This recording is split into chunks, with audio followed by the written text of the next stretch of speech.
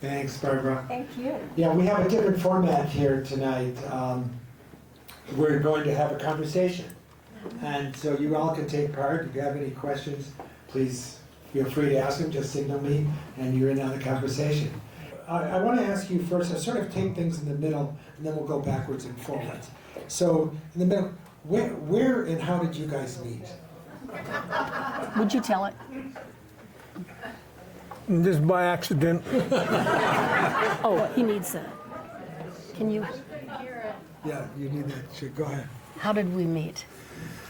We met basically because Deborah's brother ended up being the world champion calf roper in the PRCA. Her father was a champion saddle bronc rider of the world 2 times. So she's kind of from a ropey, horsey family. And when they have the rodeos up around Kalispell and the upper part of Montana, all along across there, Cut Bank and on across, a lot of the pro rodeo cowboys came up and roped at Kalispell Rodeo, big one, a lot of money up there. and Jeff kept his horse down at Flathead Lake Lodge, which is a dude ranch about 4 miles from where we lived. And we're riding around the arena, warming his horse up, and I'm riding next to him and talking, visiting with him. He wanted me to run away and from art business and head steers for him, and he had a chance to win the all-around if he could win money in some other event beside calf roping. So I told him I better stick to art, but I'm glad I did too. So anyway, he said, you know, my sister is doing sculpture, and I happened to be that year the president of the Cowboy Artists of America, and said, can I bring her over to you and have you talk to her about how you do work for galleries and stuff like that, and sculpture. And so I said, sure, anytime. So at any rate, he did bring her over one time, and we visited a little bit about how the art, we handle the art and did make armatures and use the clay, and went to the foundry, and she already knew that, I think, anyway. So at any rate, at that time I was married, and my wife had breast cancer and passed away. And I hadn't seen Deborah for about 15 years, but I knew what she was doing because I've seen pictures of her artwork and stuff in Southwest Art Magazine and things, so I could kind of say, well, oh yeah, that's Jeff's sister, you know. And said, anyway, well, she called up one day and asked if he after he won the world in calf roping, then he started a Cowboys for Christ church movement in the United States. And actually, the next thing you know, every little western town anywhere had a little cowboy church going and everything that didn't have one before. And so, at any rate, Deborah called up and said, well, you know, could Jeff come and help say something with Jackie when she was in hospice? And I said, no, that's gone too far, but anyway, thanks anyway. So that's how I met her. So she eventually came over, and we started dating, and I got tired of buying airplane tickets to fly her from Spokane to Kalispell. So I figured that, you know, it'd probably be a good idea to get married and save some money, you know.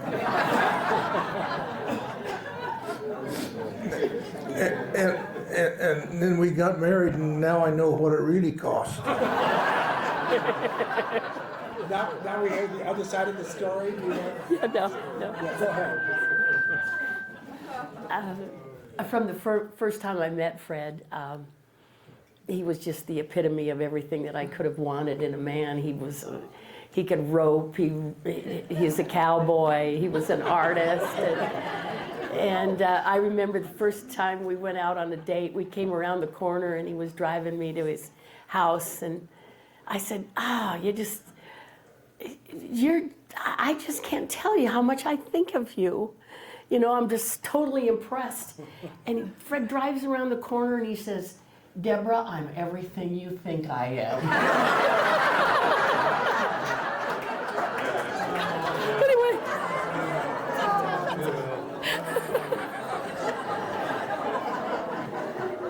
Did you say that? I've got to tell you something. I never heard this before. Anyway, Okay, let's go back in time then.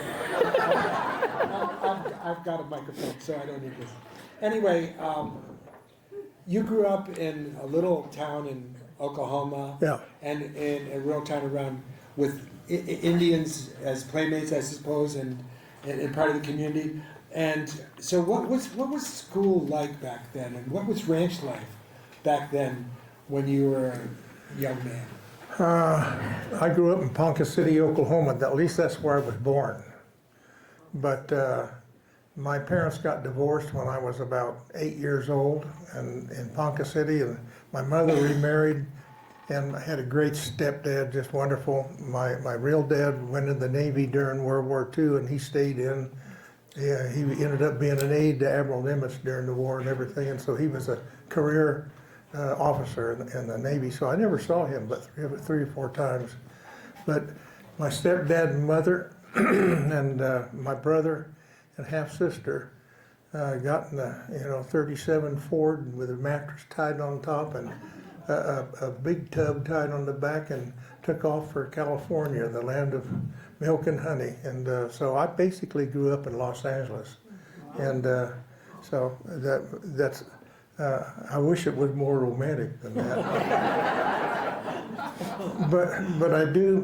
My granddad was a civil industrial engineer and designed the refineries and the stuff for Continental Oil Company, which was it was Conoco.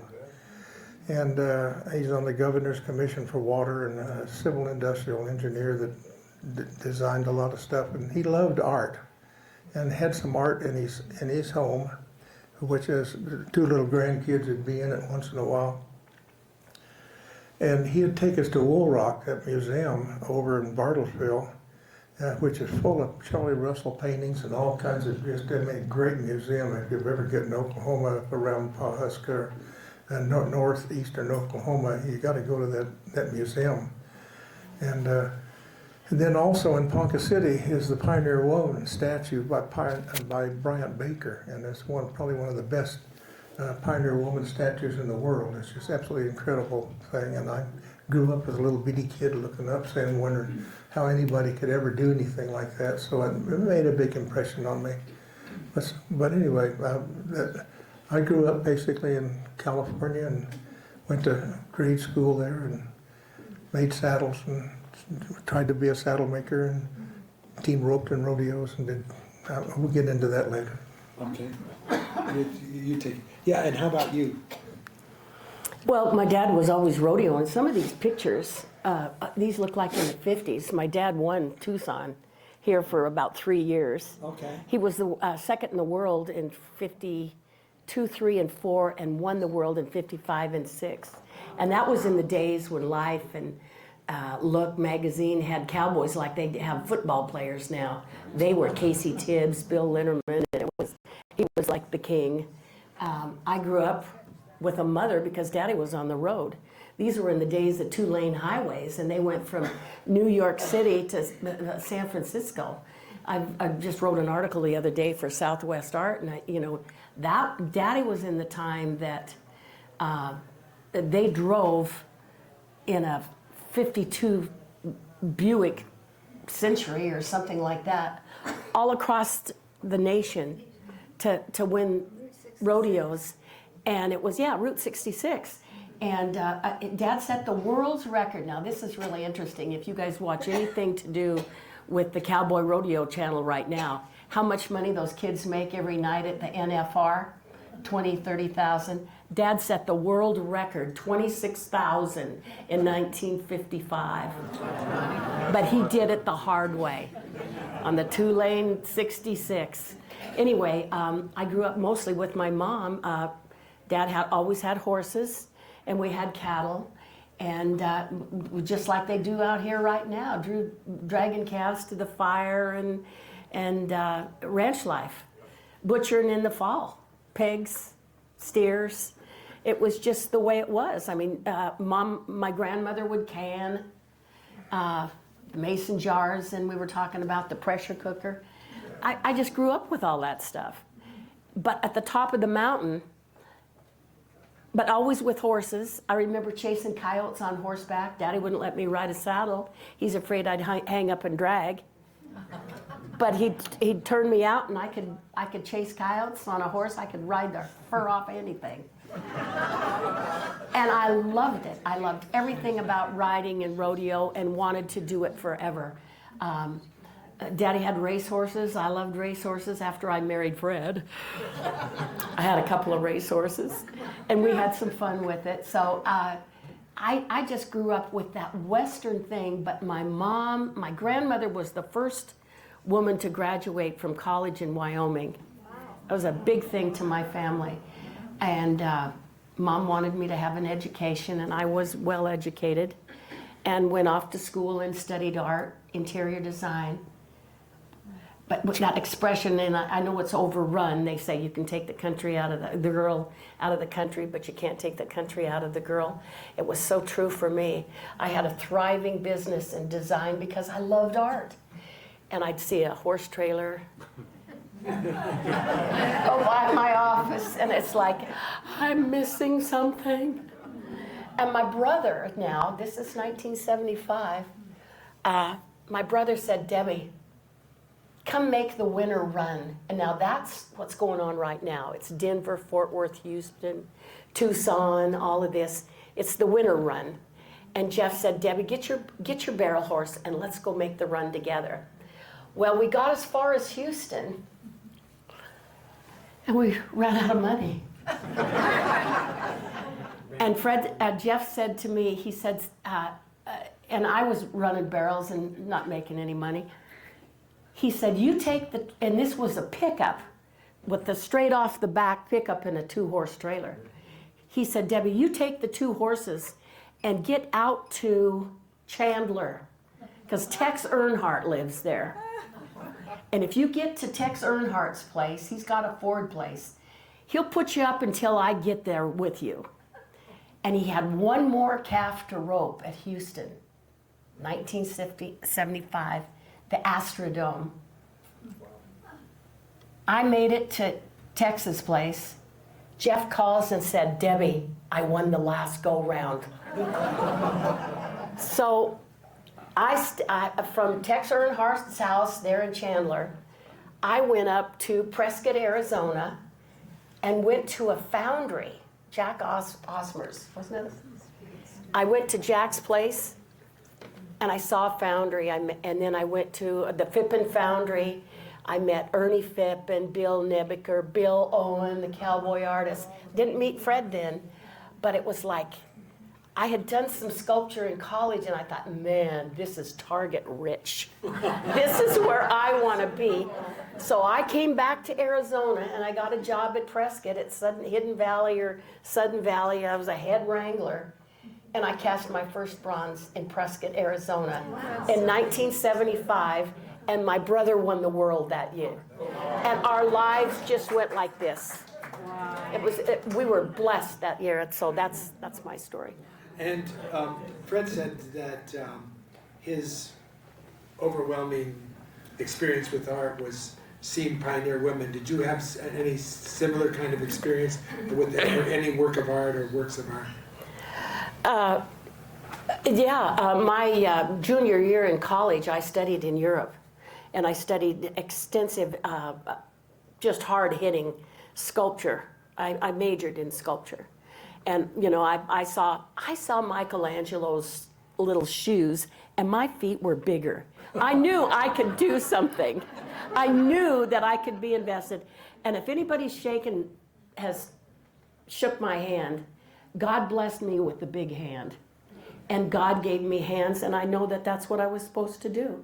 I remember being in the 8th grade, Otis Orchards Junior High, and we're doing the square dancing for PE, and this Raymond, this kid that really liked me, said, Debbie, I can always tell when it's you on the Alaman left. You have the biggest hands of any girl in the 8th grade. But my turn-on moment was studying in Europe and the history. I am a history buff.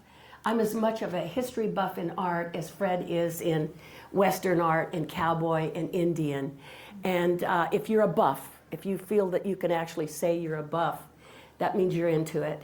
And I delved into it and I loved every moment of it, every period of it. Somebody says, you know, so you got off in Western art. Hey, listen, you don't get off into any art and do great unless, like my advisor in college, she said, you build on the shoulders of those who have gone before you.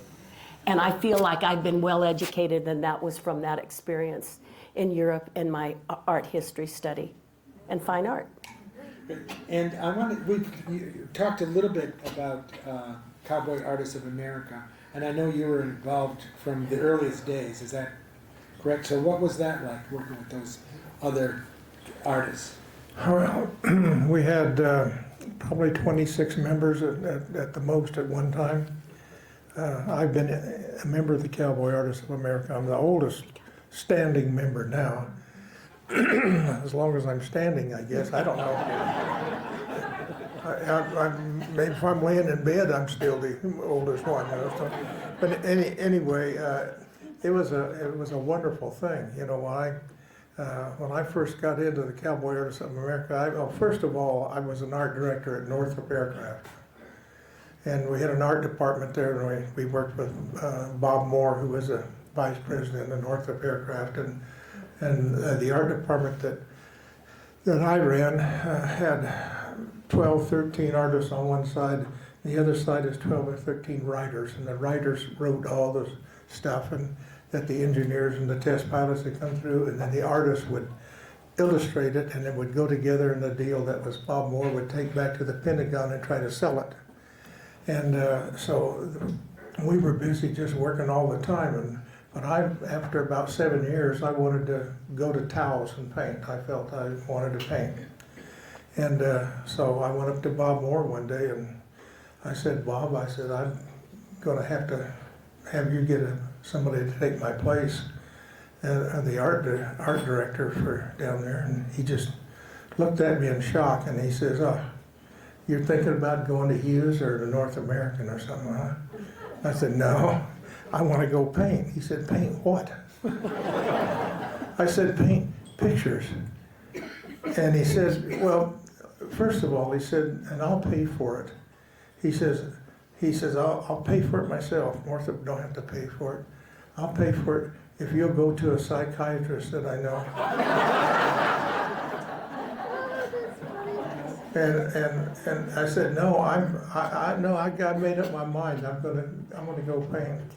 He said, well, you're in your 20s, you're on salary, you're a director of an art department, and you have a top secret clearance. And he said, you cannot just leave this place. And until the government and Northrop higher up than him, president or whoever it is, says you can. So I said, well, I'm going to go. I've seen you guys give pink slips one day before Christmas and fire everybody, you know. So, I mean, you don't want me, I can't even leave, you know. So anyway, I stayed there until they got a replacement for me. And I eventually did go to Taos and paint and met Ned Jacob. And he told me, he said, you're going to be coming back with your tail behind your legs, I'll tell you that right now, because nobody is going to buy paintings or anything. And he was right. Damn if he wasn't, you know. I plumb run out of money altogether, and that's where I met Ned Jacob, another great artist, Western artist. And we'd just, in the morning, go have coffee and go to the post office and see if there was an unemployment check there or something. And had to go back to Los Angeles again. And the guy that I took's place, Jack Smith, he was the art director at Northrop before I was there. And he went to North American. And so Jack was a good friend. And he says, when I went back broke and And he said, well, why don't you come and work for me? I can't give you a supervisory job or anything, but he said that you just go on the board and work. We work on Saturdays, Sundays, we work all around the clock. And so I worked there for a year and a half, almost 2 years, and got enough money to go back to, this time I didn't go to Taos. And this time I went to Montana and had a friend that used to deliver stuff for us at Northrop Aircraft in Hawthorne. He had a motorcycle and he could take stuff and go up to photo labs and stuff like that in Los Angeles and get back real quick. And he moved to Montana and he sent me all these pictures of Montana and showed me deer that he'd shot and fish that he was catching out of the river right next to his cabin. And oh God, it was just beautiful. So that's exactly where I wanted to move to and everything. And when I got up there, I realized he never sent me any pictures of that during the winter. You know?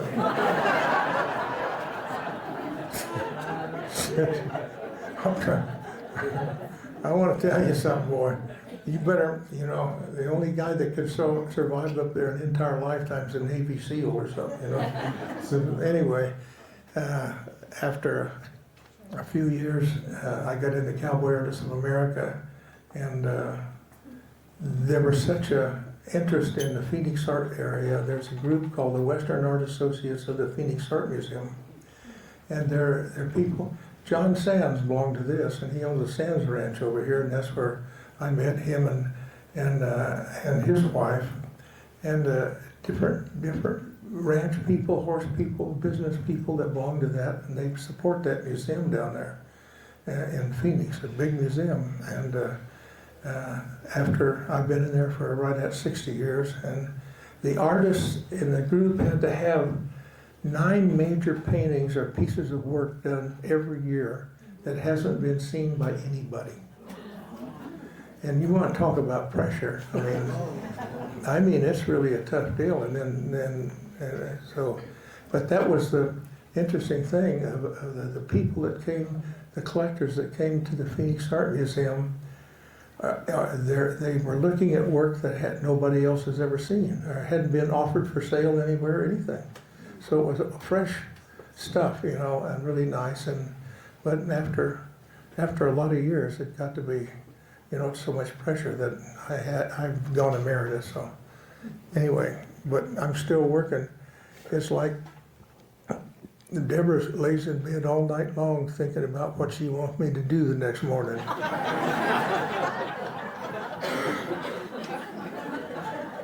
And she better hurry up because I'm 90 years old, and so it might keep me humping around that ranch and everything. So anyway, I wish they'd. Well, I'll turn to a safer topic. I wish they'd show that. You want to show The movie. Oh, we'll show it in just one second. Yeah. I just have one more question. I don't know any field of art where there are 2 people at the pinnacle, universally acknowledged as Charles Russell and Frederick Remington. So how does it, how do you approach doing a statue of a horse without thinking of them or what the inspiration that they have made?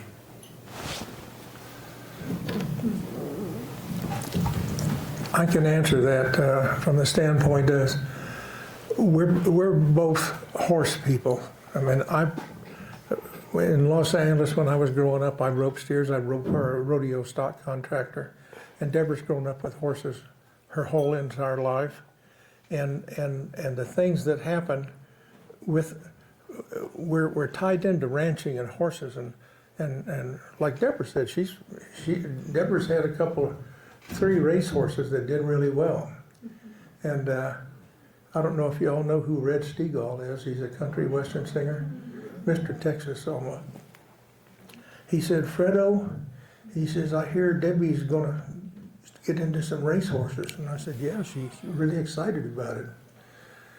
He says, I'll tell you what you need to do if you know anybody that has a big backhoe. He says, have him dig a great big old hole out there. And he says, take your new Dodge Dually and your big living quarters trailer and just drive it right into that hole. And he says, then throw your saddles in and all your ropes, and your spurs, and everything else, he says, and then cover it up because that's what you're going to have left.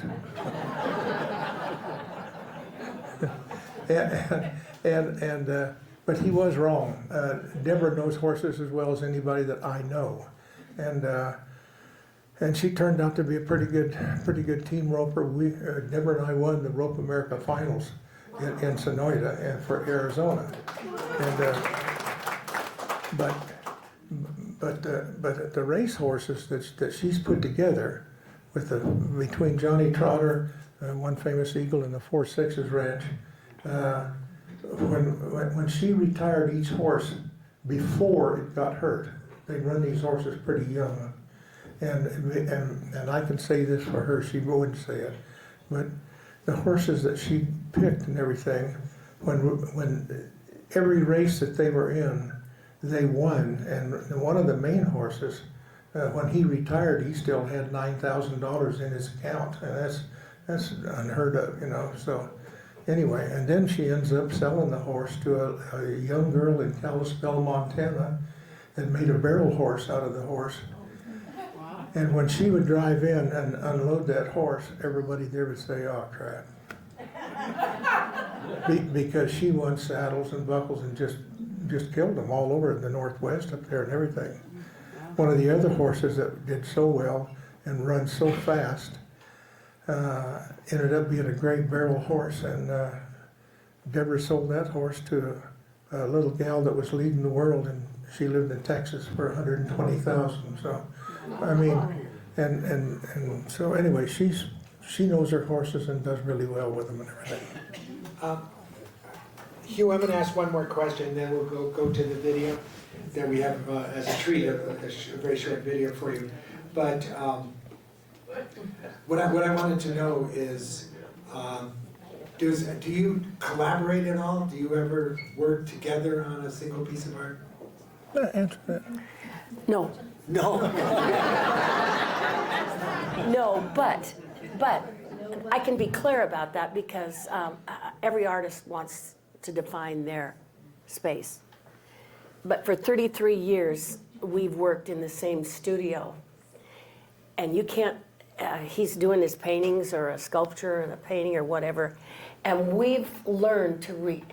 The reason our relationship is so strong amongst artists, two artists together, is the respect we have for one another's talent. And this you learn right away with a husband or an artist friend. You don't talk to them about what they're doing until they've had a cocktail at 5. At 5 o'clock,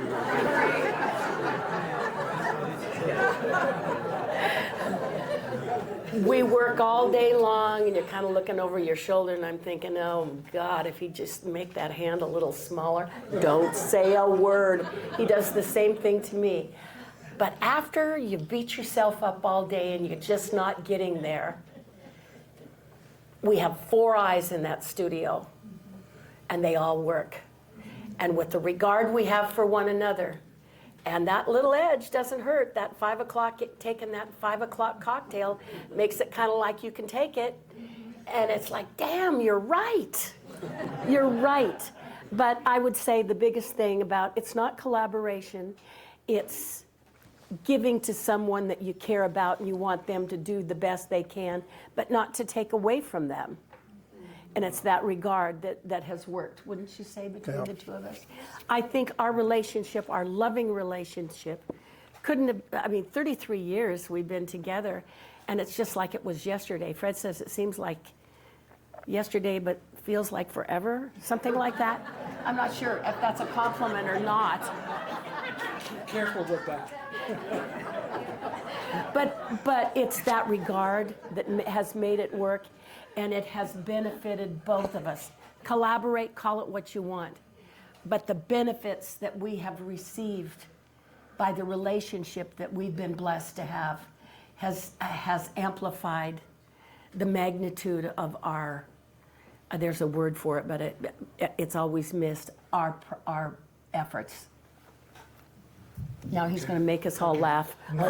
Hugh, we have a little video to show you that gives you a little picture of their ranch and art life at the same time. So Hugh, you want to put that up? Come on, ladies. Girls. Oh, these are good dogs here. Dogs.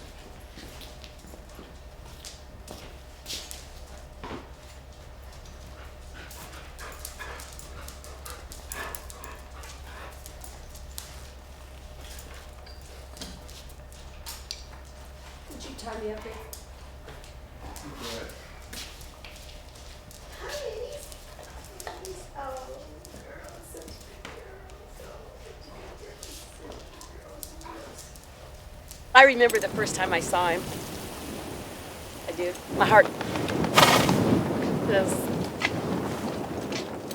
He was the epitome of what I could have asked for. He was a cowboy and an artist. He had it all together. And we've been 25 years married, and it's just everything I thought he was, he is.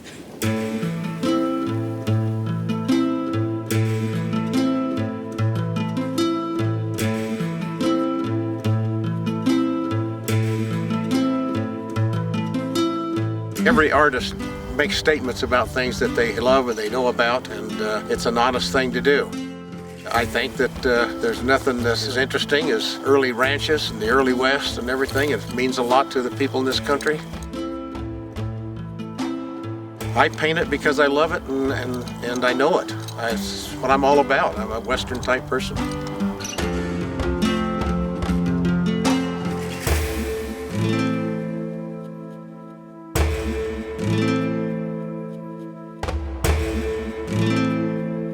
Bob Scriver used to always say that he spells genius W-O-R-K, and I think that's what a lot of it is. You can't give up. You have to keep working at it. I think every single thing that I've ever started, I've had to save it. It started out as a failure. People that manage to succeed in things don't give up, and they just keep working. We paint basically or do a piece of sculpture for ourselves, and maybe that somebody else can share that vision or that idea, and then you'd hope that somebody else will look at that and see the same thing that you saw. You know, you've captured something that is special.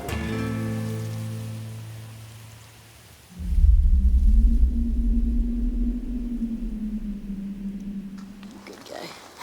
Are you a good guy? Yeah. You're my guy. I don't ever remember a time that I wasn't right here underneath a horse or this. I've never been away from it. If I was, it was all I could do to get back. There's something inside of me. To be complete, I like to be around them. I like to hear them eat. There's nothing neater than to feed horses in the cold of the wintertime and have them so appreciative and just hear that crunching. It's just a neat sound. Thanks for that. Oh, it's just a dream to be able to do this. It's refreshing to come out, do this with the horses, and then go back into the studio. You just go from great to greater, you know, which one is which. As I'm sculpting, I'm in the sweetest place in my life. I'm gone. It's in pursuit of an idea, a statement, and I feel complete being there. I'm lost if I'm not working on a piece. Sometimes I feel that way. I need the direction and the completeness of working on a project. The most difficult times in my life have been in losing people that I care for. And the one sustaining thing in my life is I've had art. And when I'm absolutely at wit's end, I still can find something to do in art, even if I have to express that some way. So I feel like my life will always have another step forward because I have art.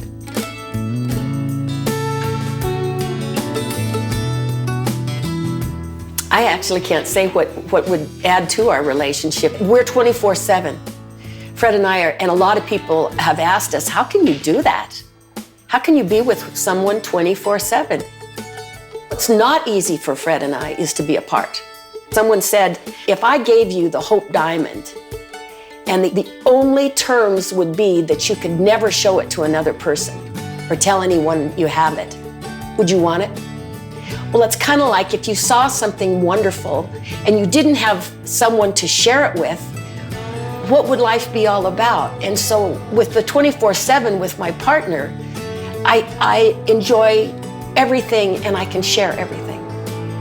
I don't care if it's the dewdrops on the front gate. Look at that. Look at that sunset, Deborah. Come here quick, look at this sunset. Did you see that horse kick? I mean, it goes on all the time. I have the utmost respect for Fred. He's caring, he's nurturing. My life is his, is how I feel. I trust him completely.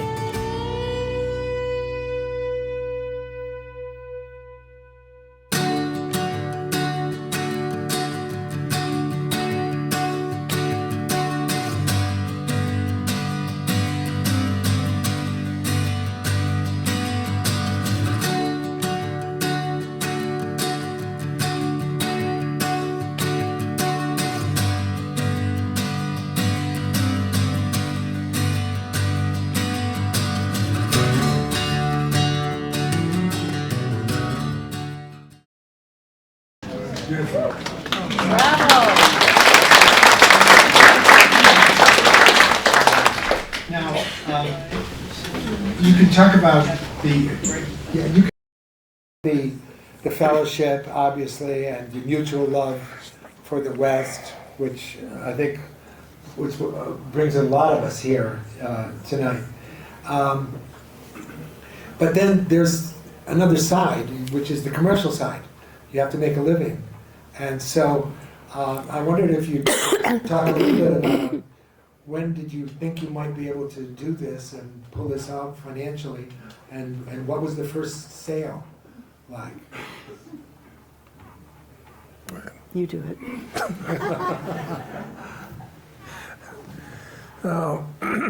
I started to painting pictures of the West, and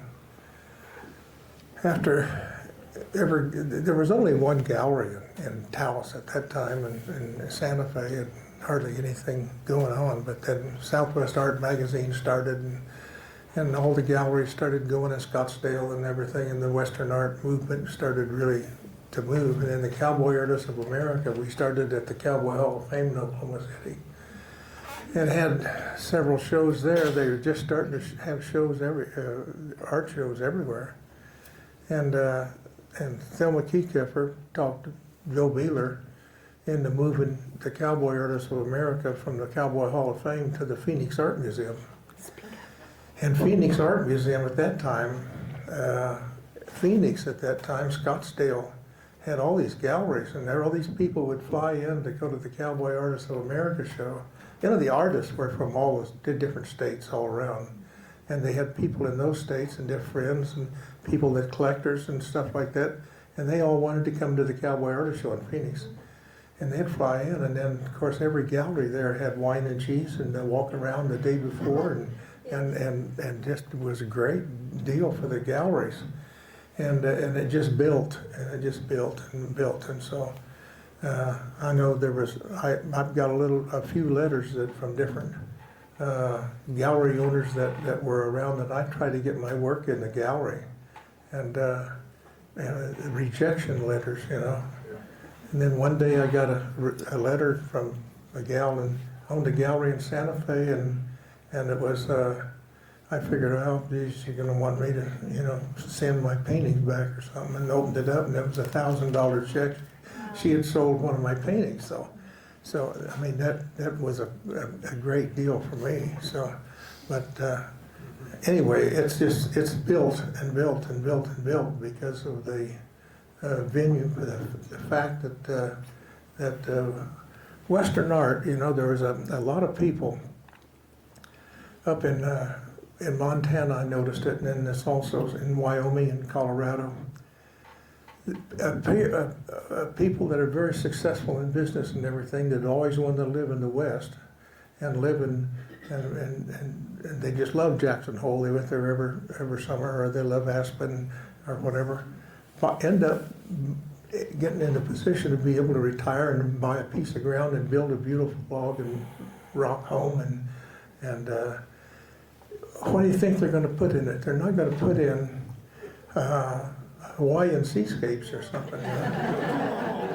You know, and they don't necessarily put cowboy art or Indian art, but they could have cowboy art, or they could have Indian art, or they basically probably have landscapes, beautiful Western landscapes, and wildlife. And so I think Western art is not just, sometimes you just say it's cowboy art, but it's not, you know. I mean, look around you here. And then, you know, look at the art this guy does right down here. One of the best paintings I've ever seen of anybody. And I mean, that's a genius outfit. I think it's absolutely incredible. And I just talked to,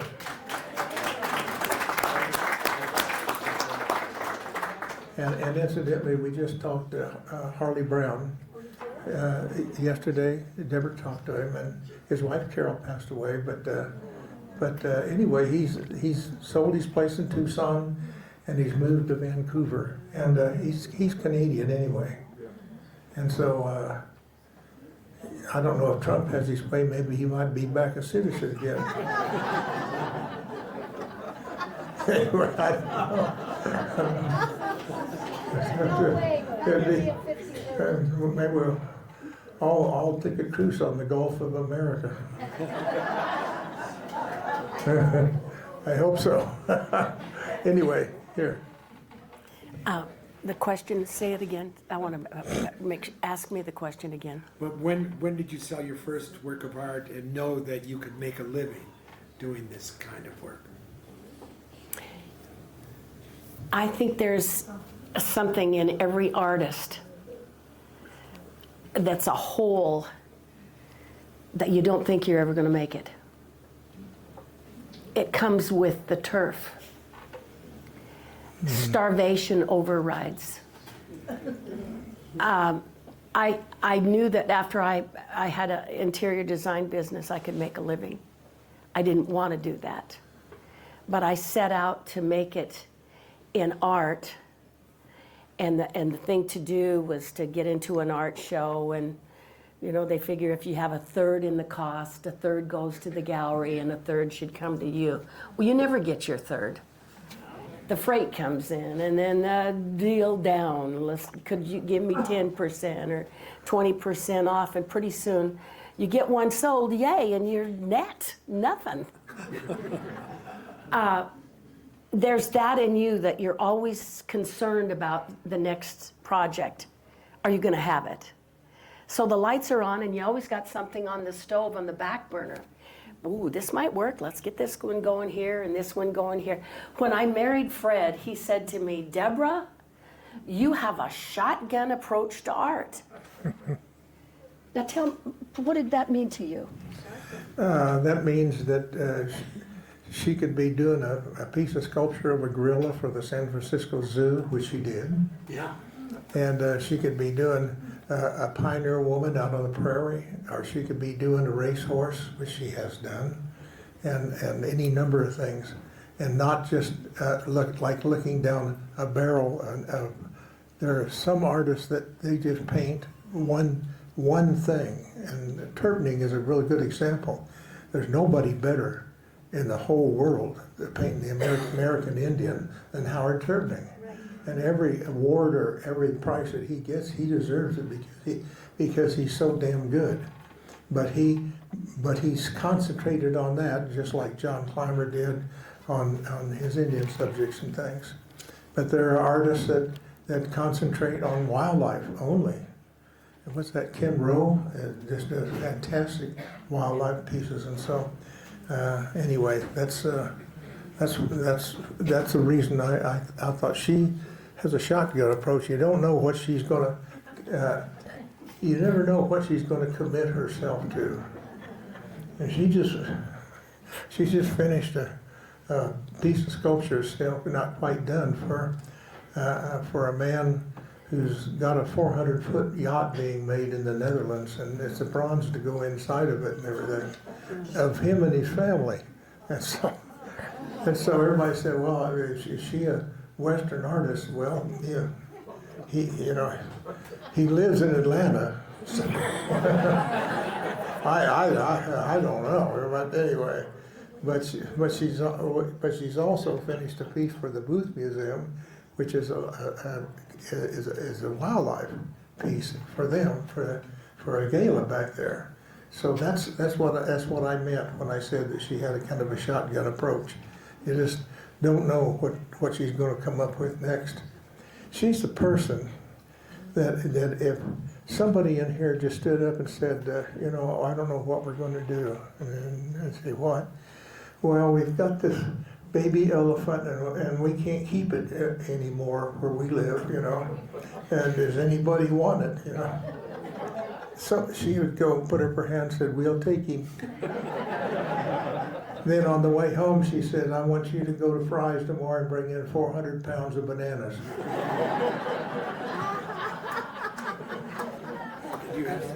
No, I just want to say that that what I said is really true. If you want to make a living, you hustle, and you put the best out on every project you can, and it's made my adventure in art so absolutely exciting. Whether I'm doing a Viking and Fred's helping me study digs in Norway, and it's every project I get into is a trip. My first monument was Bing Crosby. I dreamt about him. I mean, everything that you get into it's a adventure, and I've liked the adventure. I've liked the adventure of understanding what somebody's trying to say when they say, "Would you do my kids?" Well, show me what your kids look like and what they're into, and then pretty soon you're kind of off in that. And so I'm not a shrink, but I am excited with life and the stuff that's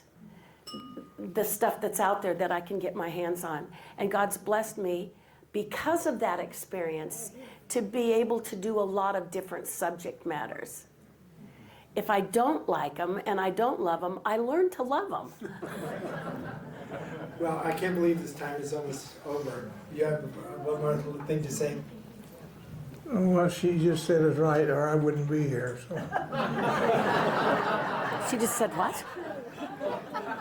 There's one thing I'd like for our buddy over there to put on a couple of pieces, and then we can explain them. Put on the one in Hawaii. That's not There it Hawaii. is. There it is. Oh, there it is.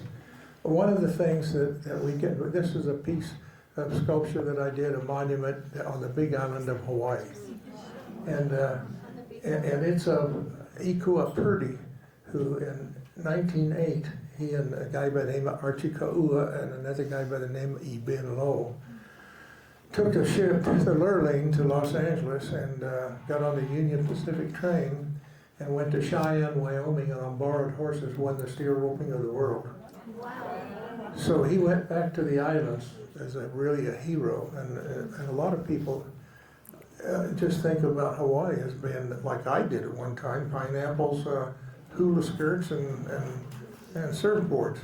But it's not so. The Big Island of Hawaii has lots of ranches on it, and so this is something that the reason that I got the job to do this is the fact that I've punched cows with the guys over on the Big Island of Hawaii, and I studied the saddles that they ride. And anybody else would do a monument like this, they would probably just put a roping saddle that we'd use today. And they ride a saddle that was came out of California in the 1830s. And it's really so, it's all exactly perfect. And that's what where you get, where Deborah was talking about, you get into the idea of the thing and the research of it and the study of it and everything. She's done a sculpture of a Viking. That's the best one that I've ever seen.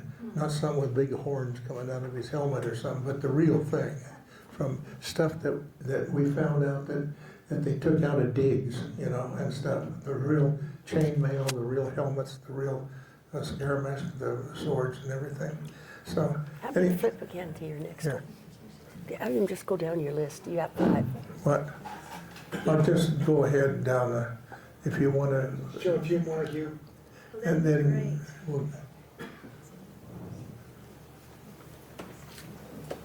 This is a painting I did called "We Pointed Them North," and it was kind of like when Teddy Blue Alley came out of the cowboys in the '80s, came out of South Texas and gathered cattle down there, 2,000-3,000 head, if you can imagine it, and with a chuck wagon and maybe 100 head of horses right in Bermuda, and all young guys. I mean, they're all 18, 19. If a guy was 30, then he would be the old time. So this is a painting called "We Pointed Them North," and that would be like cattle that would be crossing the river, which is the worst thing they could do. So The next thing. this is a piece I call "A Prairie Garden," and it's a pioneer woman that's out many thousands of miles from home and everything, and kind of reflecting back and now picking some flowers out of the prairie. And then, of course, on the saddle up there is a Henry rifle in a sling to show that the women that came west, they had to know how to use a gun because the men were gone all the time. So it was they were a tough out bunch and everything. Go ahead. There's only 2 more left. There. Okay, this is a piece I call "Life in the Fast Lane," and it's a 1929 Ford Model A with a homemade horse trailer on it, and one of the old canvas bags you put water in, remember, and hung off the deal. And he's got a saddle and a bedroll in the back, and the truck and the car changed ranch life and western life forever, and still does. So anyway, this is Deborah's. Let me give this. Yeah, this is a rainy day in paradise. When we came down to Arizona, Fred had a big thoroughbred gray horse, and the monsoons, I had known nothing about that coming from Idaho. But we put a hose on this horse and sprayed him down to get that monsoon look, drenched from the rain. And it is so effective if you've been in them, particularly if you've been on horseback. Their old ears are pinned back and they're miserable. There's the next one, yeah, this is called She Never Shook the Stars from Their Appointed Courses, but she loved good men and she rode good horses. Thank you, go ahead. I call it flex spot.